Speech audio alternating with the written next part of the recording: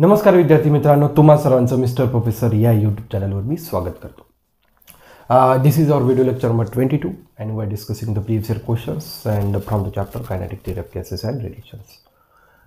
As you can see the board with the two more examples which is from the same exam, that is from the MHTCET 2010.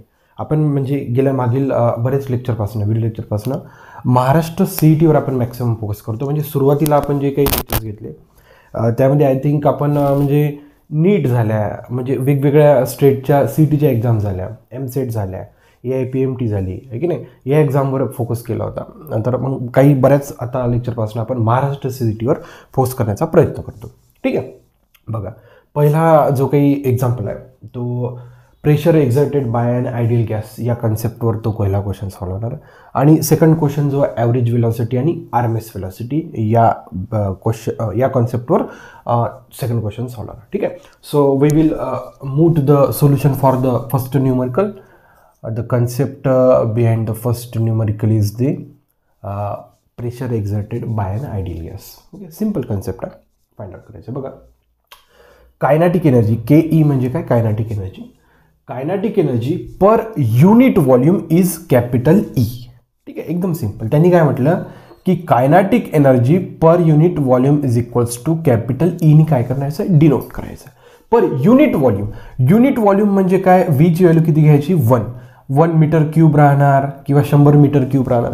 इथं लक्षात? Okay, काही हरकत नाही. ठीक आहे, full stop. The pressure exerted by the gas is given by, and the question is from the Maharashtra CET 2010.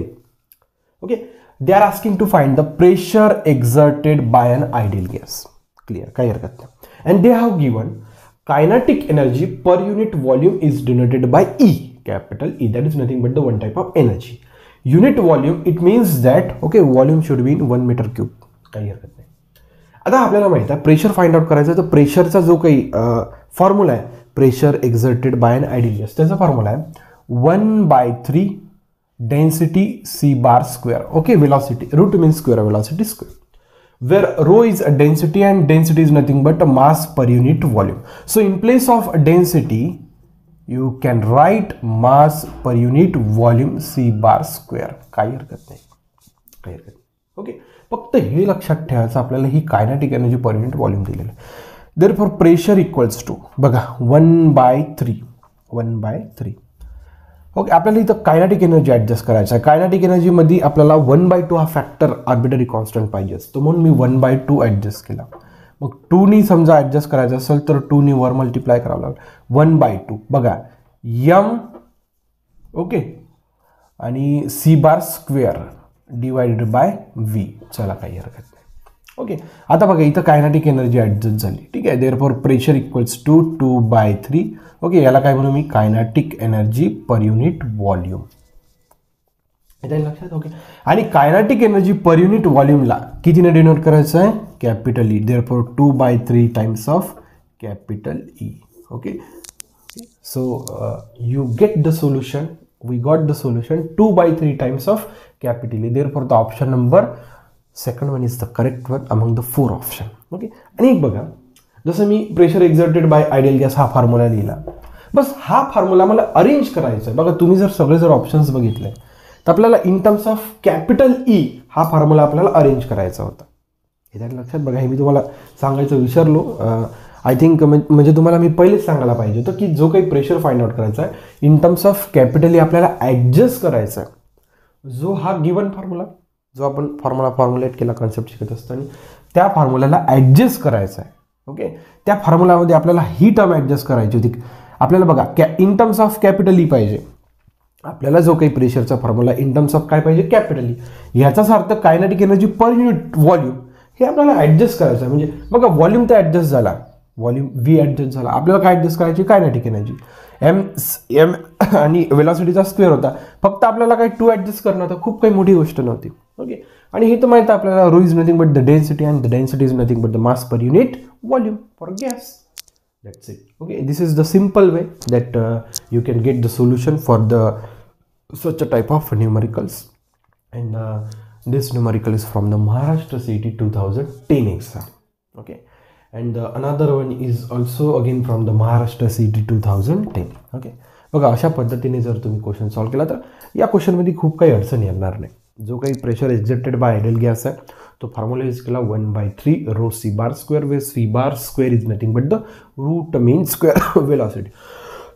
काही पुस्तकात v bar square आहे, काही पुस्तकात c bar square आहे, नो प्रॉब्लेम. फक्त तो आपल्याला माहिती पाहिजे की ती रूट मीन स्क्वेअर वेलॉसिटी आहे, that's it. Okay, it is enough for everyone. इथं लक्षात अशा प्रकारे तुम्ही क्वेश्चन सॉल्व्ह केला पाहिजे. ओके, तुम्ही पॉज करून क्वेश्चन नोट डाऊन करून घ्या. So we can move to the solution for the second numerical. बघा आता आपण सेकंड न्यूमेरिकल वळूया. चला, काही हरकत नाही. ओके, अशा पद्धतीने आपण आपला पहिला क्वेश्चन इझिली डिस्कस करू शकलो. Okay, without hesitations. Clear. Now we are moving to the solution for the second numerical, which is again from the same exam, that is Maharashtra CET 2010. 2010-11च्या वेळेस म्हणजे काय म्हणू शकतो, computer based question, computer based paper नव्हता, offline paper राहायचा. म्हणजे तुम्हाला तो राऊंड करायचा. जसं मी 2012ला CETच्यावर एक्झाम दिली तर राऊंडची एक फॅशन होती तेव्हा. आता तो सगळा कॉन्सेप्ट गेलेला. बघा, the velocity of 4 gas molecules. ठीक आहे, 4 गॅसचे मॉलिक्युल्स आहे. They have given the velocities of that 4 gas molecules 1 km/s, 3, 5 and 7. Full stop. Calculate the difference between the average and RMS velocity. एकदम सिंपल आहे. ठीक आहे, 4 गॅसचे मॉलिक्युल्स आहे वेगवेगळे. ठीक आहे, सगळ्यांची दिली आहे तुम्हाला स्पीड दिली आहे. ठीक आहे, एक 1 km/s आहे, एक 3 km/s आहे, एक 5 km/s आहे आणि एक 7 km/s आहे. काही हरकत नाही. 4 गॅसचे मॉलिक्युल्स आहेत, सगळ्यांची स्पीड डिफरंट दिलेली आहे. पहिले तर काय आपल्याला डिफरन्स विचारला कशामधला, ॲव्हरेज आणि RMS. मग आपल्याला जर डिफरन्स फाइंड आउट करायचा आहे तर पहिले ॲव्हरेज वेलॉसिटी फाइंड आउट करावं लागेल आणि सगळ्यांची RMS. ठीक आहे, सुरुवातीला आपण ॲव्हरेज वेलॉसिटी फाइंड आउट करूया. ॲव्हरेज वेलॉसिटी एकदम सिंपल आहे.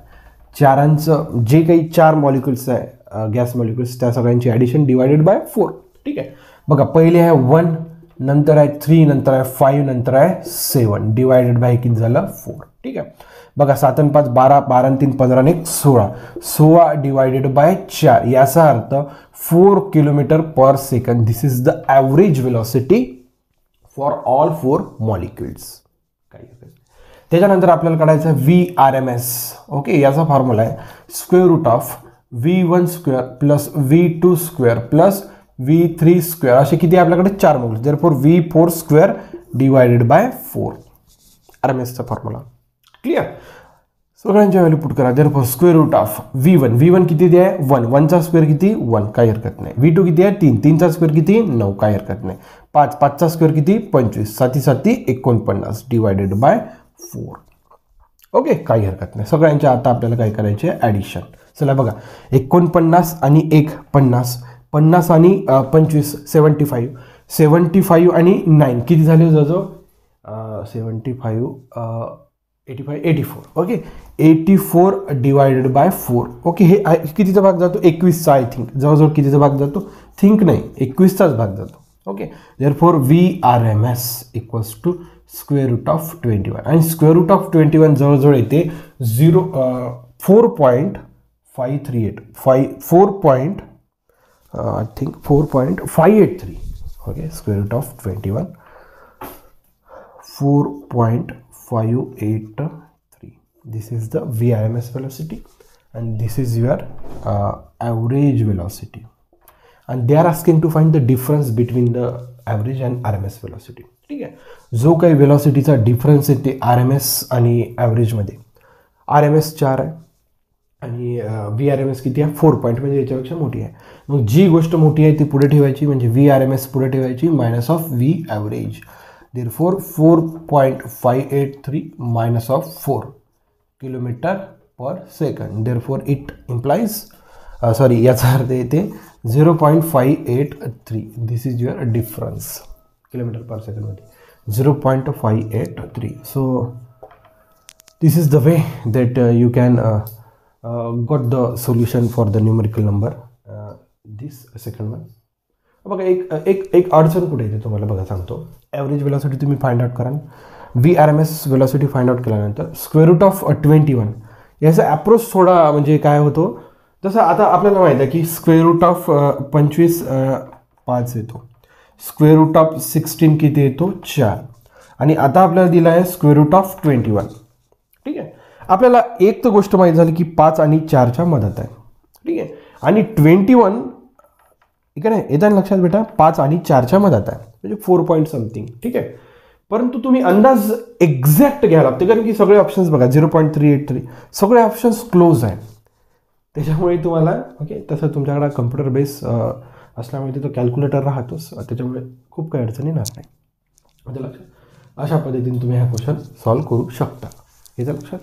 आणि मी तुम्हाला वारंवार सांगत असतो, घरी प्रॅक्टिस केल्याशिवाय होत नाही, शक्य नाही आहे. एक थीम तुमच्या डोक्यात जोपर्यंत जाणार नाही, प्रिव्हियस इयर जर तुम्ही एक्झाम्पल सॉल्व्ह करते एकदा का ती थीम डोक्यात गेली 100% तुमचा ॲक्च्युअल एक्झाममध्ये तो क्वेश्चन 100% सॉल्व्ह होणार. का बरं नाही होणार? कारण की मी तेवढी प्रॅक्टिसच केली आहे ना, 100% सॉल्व्ह होण्याची शक्यता राहते. याच्या लक्षात. तुम्हाला आपला उपक्रम आवडत चालला असेल तर नक्कीच लाईक शेअर सबस्क्राईब करायला विसरू नका. So thank you for watching. See in the next video.